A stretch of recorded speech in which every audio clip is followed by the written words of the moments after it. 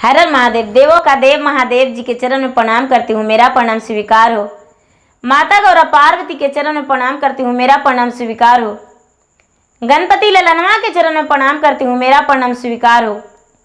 सब देवी देवताओं के चरण में प्रणाम करती हूँ, मेरा प्रणाम स्वीकार हो। गुरु भाई बहना, मैं एक कथा सुनाने जा रही हूँ। इस कथा को पूरा सुनिए और रहस्य जानिए। आधी नहीं, आधी सुनने में शिवगुरु का अपमानित होती है और पूरा सुनने में ज्ञान होती है। इसलिए कथा को पूरा सुनिए और रहस्य जानिए। हर हर महादेव, घर घर महादेव। गुरु भाई बहना, एक राजा थे और एक रानी थी। तो राजा साहब का एक ही पुत्र था और वो पुत्र बड़ा संस्कारी था। वो राजा अपने राज में बड़े खुश थे और बहुत अच्छे राजा थे। गुरु भाई बहना, वो राजा साहब की जो पुत्र थे वो धीरे धीरे बड़े हो गए और राजा साहब उनका अपने पुत्र को विवाह कर दिए। जब विवाह कर दिए तो उनका पत्नी जो आई, राजा साहब की बहू, तो बहुत सुंदर थी, जैसे कि कोई चांद उतर आया है।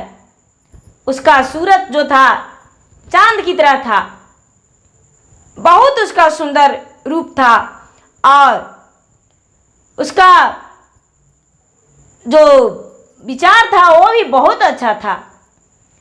वो जो सास थी, वो सास प्रतिदिन अपने बहू को देखकर और जलस होती थी।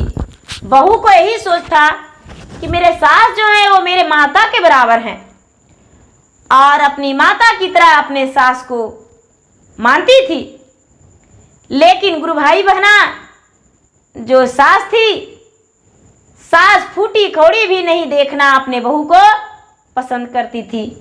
उसे लगता था कि इतना सुंदर इसका रूप है, इतना तेज है, तो मेरा तो राज छीन जाएगा और इसको हाथ में मेरा ताला चाबी सौंपना पड़ेगा और ये राजरानी बन जाएगी। ये बड़ी दुख की बात है। प्रतिदिन सास यही सोचती थी। गुरु भाई बहना, एक दिन का बात है कि बेचारी बहू मचिया पे बैठ के, गुरु भाई बहना पहले लोग कुर्सी नहीं रखते थे, मचिया पर ही ज़्यादा बैठते थे। तो बेचारी जो बहू थी वो मचिया पर बैठ के और स्नान करके और बाल झाड़ रही थी। उनका जो बाल था बहुत घना और खूब सुंदर था, काले काले बाल था। तो झाड़ रहे थे और सास का नज़र पड़ गया।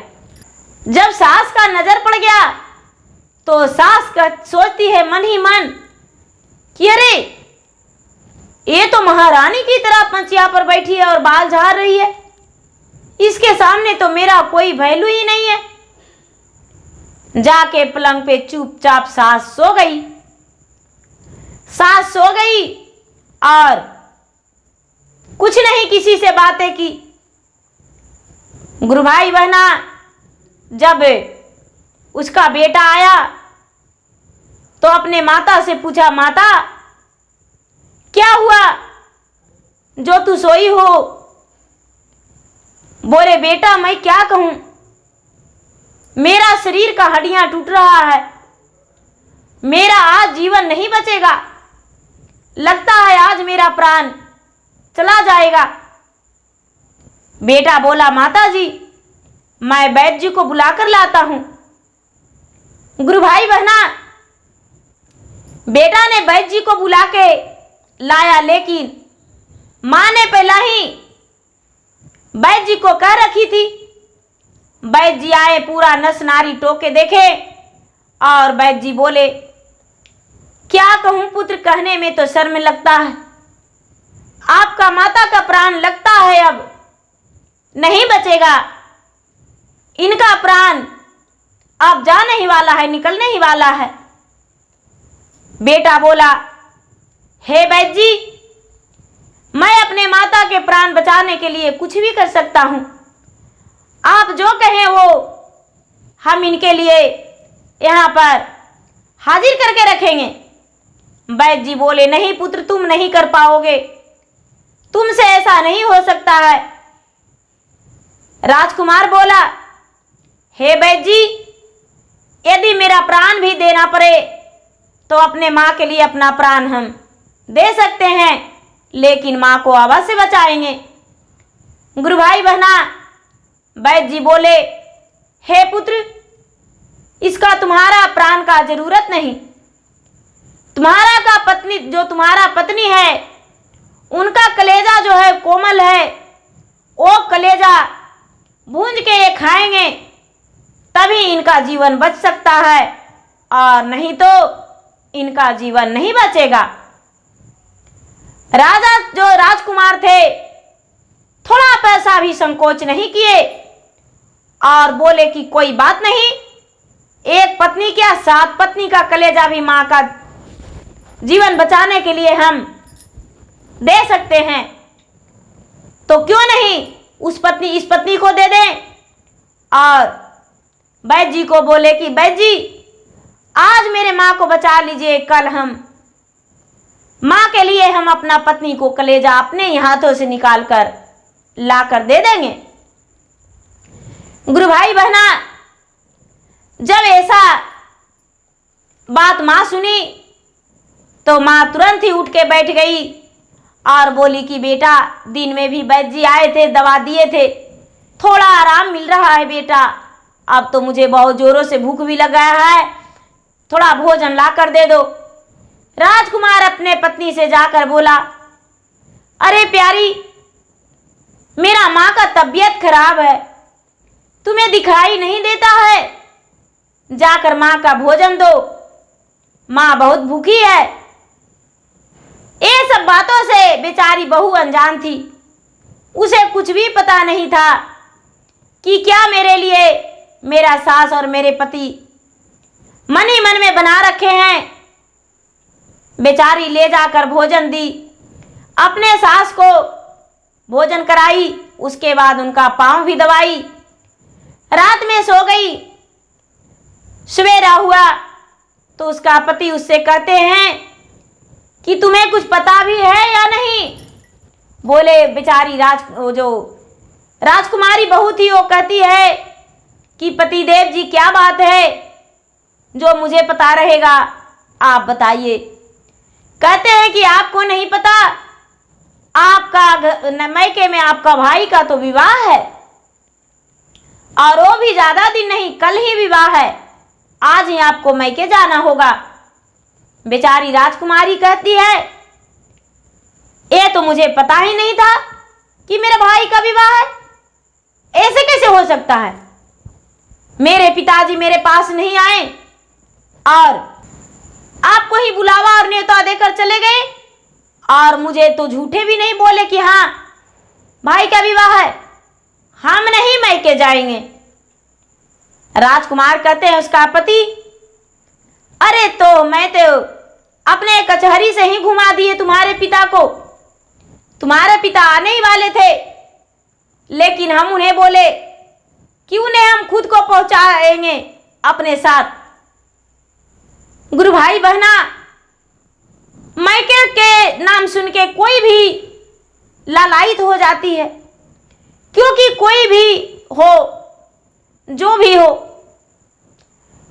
अपने मैके में जन्म लेती है, बड़ा होती है, सबके साथ वो पलती बढ़ती है, तो मैके का याद तो कभी नहीं भूल सकती है। वो बेचारी राजकुमारी मैके के नाम से लालायित हो गई और जल्दी जल्दी रसोई बनाई, और रसोई बनाकर सजने संवरने लगी।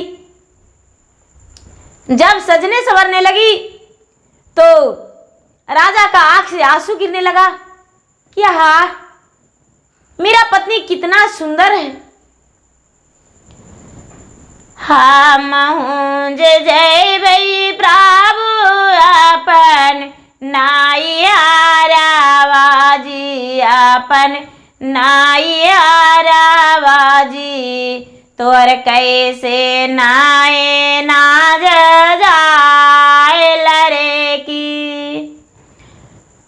पत्नी कहती है कि हम तो अपना नैहर जा रहे हैं, तो आपका नैना कैसे जा रहा है?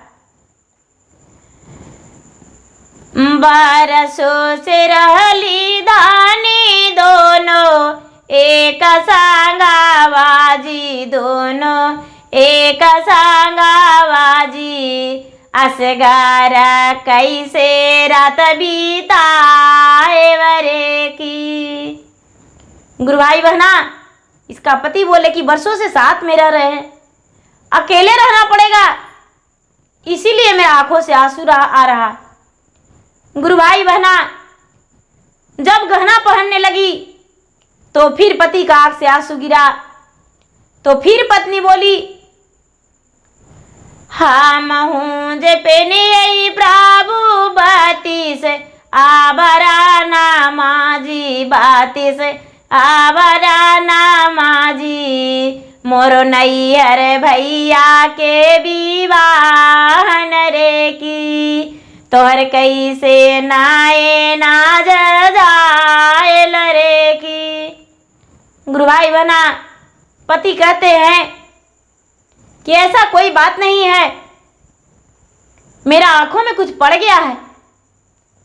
जब बेचारी सुंदर नारी पूरा सज धज के डोली में बैठने के लिए चली, तो फिर इसका जो पति थे, फिर इनका आंख से आंसू गिरने लगा। तो फिर वो कहती है राजकुमारी,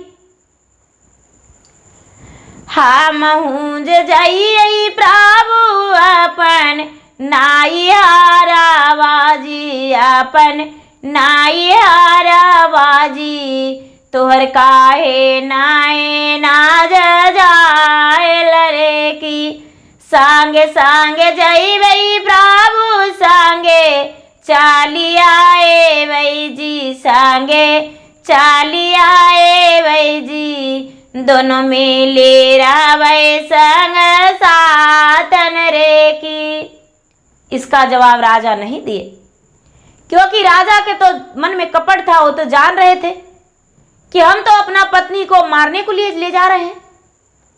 राजा साहब घोड़े से सवार हो गए, घोड़े पे, और बेचारी राजकुमारी डोली में। गुरु भाई बहना, आगे आगे बेचारी रानी का डोली, पीछे से घोड़ा बीजूवन जंगल में लेकर चले गए।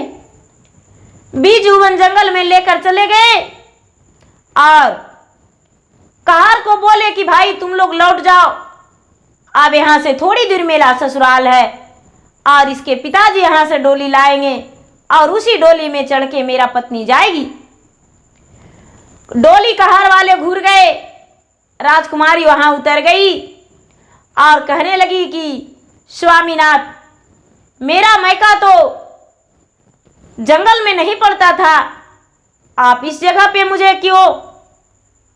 राजकुमार बोले, मुझे धूप सहा नहीं रहा जा रहा था, तुम्हें तो डोली में धूप लग नहीं रहा था, लेकिन मैं तो घोड़े से था। तुम्हारे पिता ने इस जगह पे डोली लेकर आएंगे और तुम्हें लेकर जाएंगे।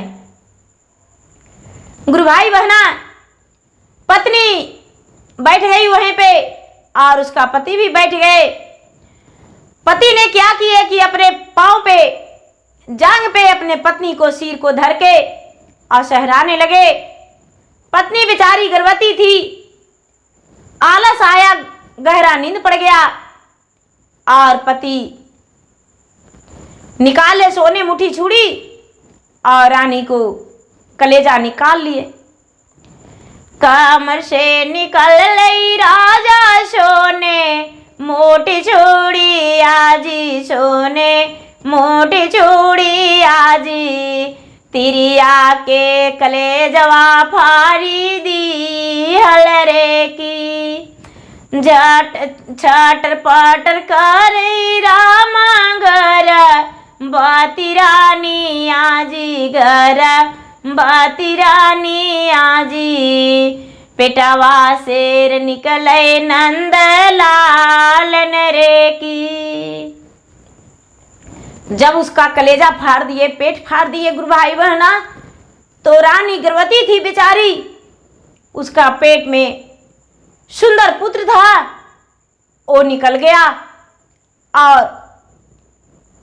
पूरा रोने लगा।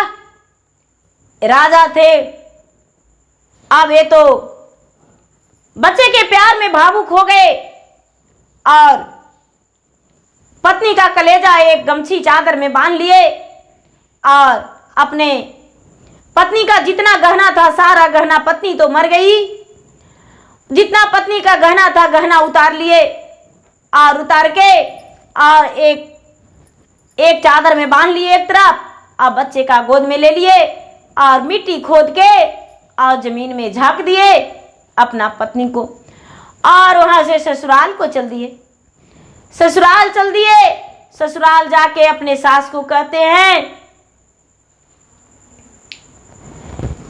ले में ले हूँ माता बती सुगहाना मायर बती सुगहाना माजी पोसी देहू बबुआ नंद लालन रे की। सास कहती है, जे ही दूध बाबू नंद लाला के पिलाए वे नंद लाला के पिलाए वे जी, वही दूधा दूभी डार काए रे की। जे ही तेल बाबू नंद लाला के लगाए वे नंद लाला के लगाए भाई, वही तेला झिंगुरा चढ़ाए वरे की।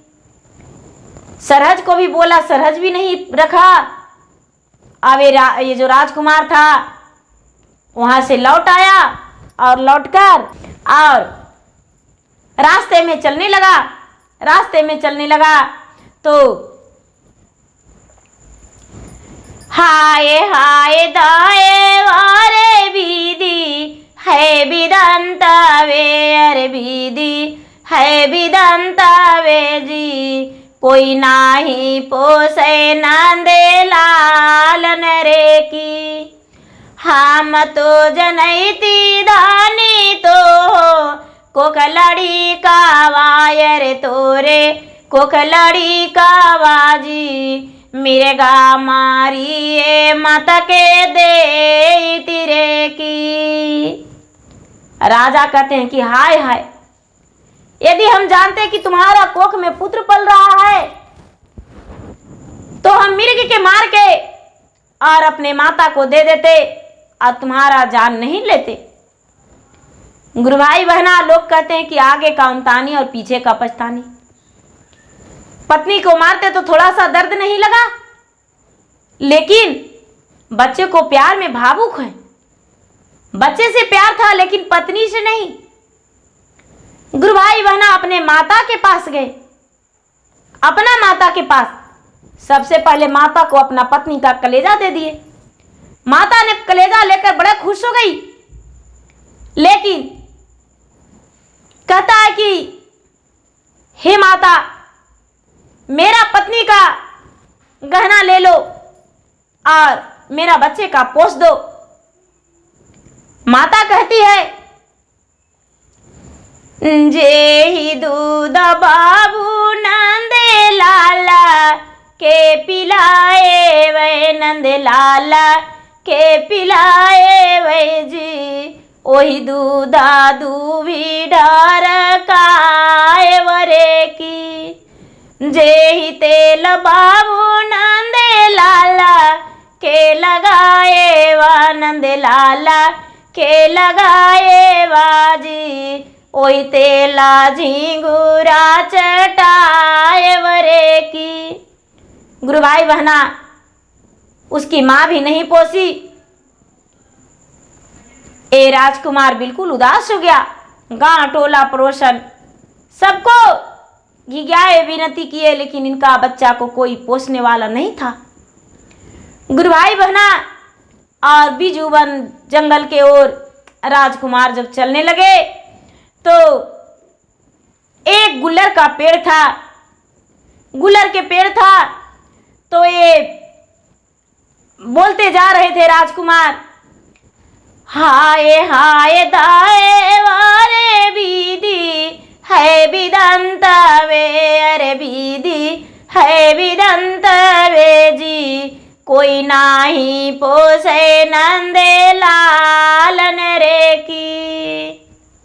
गुलरी जो गुलर थी वो कहती है कि हे राजकुमार, जो तुम्हारा पुत्र है मेरा फल में लटका दो, मेरा डाल में जो फल है वो फल में लटका दो, और जो गहने हैं वो गहने मेरा पूरा डाल में पहना दो, पूरा डाढ़े डाढ़ पाते पात पहना दो, और जब बच्चा का 12 वर्ष हो जाएगा तो मेरे पास से लेकर चला जाना। गुरु भाई बहना, ए राजकुमार ने क्या किया कि बच्चे को गुलर में लटका दिया और गुलर माता में के पूरा डाल पात में गहना पहना दिया, और वहां से राजकुमार घर आ गया। घर में पूरा मूर्छित रहता। एक बार प्रतिदिन राजकुमार देखने जाता था उसी गुलर के पास, और गुलर में अपने बच्चे को देख, धीरे धीरे पलता बढ़ता देख राजा खुश हो जाता था। गुरु भाई बहन, धीरे धीरे समय बीतता गया। 12 वर्ष बीत गया। जब 12 वर्ष बीत गया तो गुल्लर में से ए राजकुमार छूट गया, राजा का बेटा, ये बच्चा छूट गया। राजा उस वक्त वहां पर उपस्थित थे, क्योंकि 12 वर्ष पूर गया था, तो इन्हें भी आस हो गया था कि मेरा बच्चा अब गुल्लर में से नीचे आ जाएगा। बच्चा को ले लिए और सारी गहना गुल्लर बोली कि तूने मेरा डाल पास से सारा गहना उतार लो और अपने बच्चे को और गहना लेकर चला जा, मैंने तुम्हारा बच्चा को पोस दिया। गुरु भाई बहना, जितना गहना था जो चादर में बांधकर और राजकुमार को उंगली लगाकर ए राजा घर लेकर आ गए और घर में रहने लगे। बच्चा इधर उधर खेलने जाता था, अपने दादी से, अपने माता से, सबसे पूछता, अपने दादी से, अपने पिता से, गुरु भाई बहना सॉरी, उनकी माता तो थी ही नहीं, तो अपने दादी से, अपने पिता से पूछता, अपने दासी से पूछता, लेकिन कोई इसे सच नहीं बताते थे। और इनके पिता ने बोल रखे थे कि हे पुत्र, तू सारा नगर में खेलना, लेकिन बीजू वन जंगल मत जाना। गुरु भाई बहना, ये जो बच्चा था, बच्चा मन में सोचा कि पिताजी बीजू वन जंगल जाने से मना क्यों करते हैं, और बच्चन के साथ गुल्ली डंडा खेलते खेलते बीजू वन जंगल चला गया। जंगल चला गया और गुल्ली को मारा डंडा से कि इसका जो गुल्ली था, जिस जगह माता का जमीन में झांका हुआ था, उसी जगह गुल्ली गिर गया। और जाकर ये बच्चा जब उठाने लगा तो बच्चा के कानी उंगली में अमृत था। कानी उंगली में अमृत था, उसका उस जगह पे सटते ही हड्डी में सट गया कि इसकी माता जीवित हो गई और जीवित होकर बैठ गई। ये बालक चिल्ला उठा। ओ बेचारी जो रानी थी, रानी जानती थी कि मेरा पुत्र है, ओ बच्चे को हाथ पकड़ के और कहती है कि हे पुत्र, तुम चिल्लाओ मत, हम तुम्हारा माता हैं। ये बालक बोला कि मैं तो जानता ही नहीं कि मेरा माता कहाँ है, इस जंगल में तुम कैसे? माता ने सारी बात बताई। बोली कि बेटा, तू नहीं जानता है, तेरे पिता ने अपने माता के कारण मुझे वन में लाकर और कलेजे चीर के और लेकर चले गए, और तू मेरा उद्र में था, जो तुम्हारे पिता एक गुल्लर के पेड़ में पोसे पाले हैं, और तू अपने पिता के पास बिना माता के रह रहा है। क्या तुम्हारे माता का नाम पता है? बोले नहीं। तुम्हारे माता कहाँ है पता है? गुरु भाई बहना, सारा परिचय रानी दी, और बेटा ने माँ को हाथ धर के और घर लेकर चला गया। जब घर लेकर चला गया तो अपने दादी से पूछा, द्वार पर अपने माता को खड़ा करके, कि बताओ दादी, मेरी माँ कहाँ है? दादी ने उसकी अनाप शनाप कह दी और सच नहीं बताई। अंदर ले जाकर और बोला कि देखो ये कौन है। वो तो सौंक गई और सोचती है मन ही मन कि अरे इसे तो मार डाला था मेरा बेटा ने, लेकिन ये जीवित कैसे? गुरु भाई बहना जब राजा भी आए अपने राजद्वार में तो बेटा ने बोला कि पिताजी आप किस कारण ये सब किए थे, मुझे बताइए। ऐसी दंड माता को मेरा क्यों दिए थे और मुझसे आज तक झूठ बोलते रहे, कभी सच नहीं बताए। गुरु भाई बहना राजा ने सारी बातें बता दिए और अपने बेटा और पत्नी के सामने हाथ जोड़ के खड़ी होकर कहने लगे कि पुत्र मैंने तो गलती किया, लेकिन मुझे गलती का सजा दे दो और मैं तुम्हारे हत्यारा हूं, पापी हूं, तू दोनों मिलकर कुछ भी सजा दे सकते हो। बेटा ने तेगा लेकर अपने पिता को काटने के लिए तैयार हो गया, लेकिन पत्नी बेटा के सामने हाथ जोड़ के और तेगा पकड़ लिया और बोला, हे पुत्र, यदि तुम मुझे काट दोगे तो मैं सुहागिन मरूंगी, लेकिन मेरे पति के मार दोगे तुम तो मैं विधवा हो जाऊंगी। सुहागिन मरने से भला विधवा जीना अच्छा नहीं है, मैं तो मर जाऊंगी, वो अच्छा है। पुत्र ने अपने पिता को मारा नहीं, लेकिन जो दादी थी दादी को घर से निकाल दिए। माता और जो बेटा था, बेटा और पति तीनों रहने लगे और बुढ़िया को घर से निकाल दिए। बुढ़िया पर दर दर भटकने लगी, इधर उधर रहने लगी और राजा रानी और उसका बेटा। गुरु भाई बहना गुलर माता ने बच्चे को पोसी पाली और जब राजकुमार 12 वर्ष का हो गया तब गुलर माता ने छोड़ी। गुरु भाई बहना कभी उसका पति ये नहीं सोचा कि जितना जीवन मेरा है उतना ही तो मेरा पत्नी का है, लेकिन फिर भी अपने मां के कारण उसे मार डाले। ऐसा पति भगवान किसी को नहीं मिले कि जो अपने किसी के कारण अपना पत्नी का प्राण ले ले। तो गुरु भाई बहना मेरा वीडियो अच्छा लगे तो इसे लाइक कीजिए, शेयर कीजिए, सब्सक्राइब कीजिए। धन्यवाद।